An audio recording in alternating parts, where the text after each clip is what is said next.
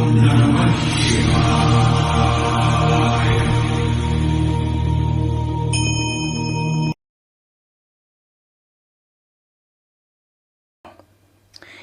समय एक नगर में एक साहूकार रहता था। उसके 7 बेटे, 7 बहुओं और एक बेटी थी।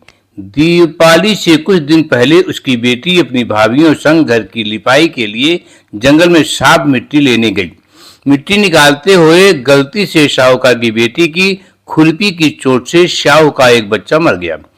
इस घटना से दुखी होकर साहू की माता ने साहूकार की बेटी को कभी भी मां न बनने का श्राप दे दिया। उस श्राप के प्रभाव से साहूकार की बेटी का कोख बंध गया। श्राप से साहूकार की बेटी दुखी हो गई और उसने अपनी भाभीियों से कहा कि उनमें से कोई भी एक भाभी उसके बदले अपनी कोख बंधवा ले। नरक की बात सुनकर सबसे छोटी भाभी तैयार हो गई। उस श्राप के दुष्प्रभाव से उसकी संतान केवल 7 दिन ही जिंदा रहती थी। जब भी वह कोई बच्चे को जन्म देती थी तो 7 दिन में ही मृत्यु को प्राप्त हो जाता था। वह परेशान होकर के एक पंडित जी से मिली और उनसे उपाय पूछा। पंडित जी ने उसे सलाह दी कि वह सुरभि गाय की सेवा करे। पंडित जी की सलाह मानकर उसने सुरभि गाय की सेवा करना शुरू कर दी।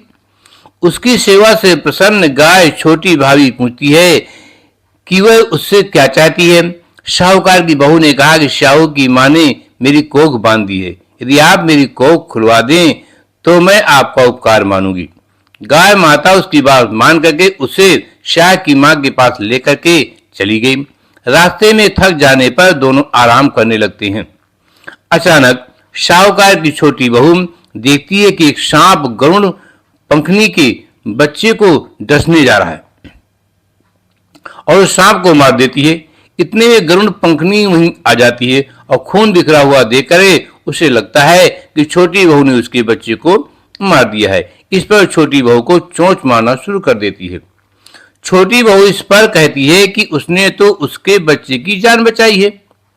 गरुड़ पंखनी इस पर खुश होती है और सुरही सहित उसे शाह के पास पहुंचा देती है। शाहू की माता जब साहूकार की छोटी बहू की परोपकार और सेवा भाव की बातें सुनती है तो प्रसन्न होती है। फिर उसे 7 संतान की माता होने का आशीर्वाद देती है। आशीर्वाद के प्रभाव से साहूकार की छोटी बहू को 7 बेटे होते हैं, जिससे उसकी 7 बहुएं होती हैं। उसका परिवार बड़ा और भरपूर होता है। वह सुखी जीवन व्यतीत करती हैं। अहोई माता सभी के बच्चों को दीर्घायु प्रदान करे। वीडियो देखने के लिए आप सभी का धन्यवाद।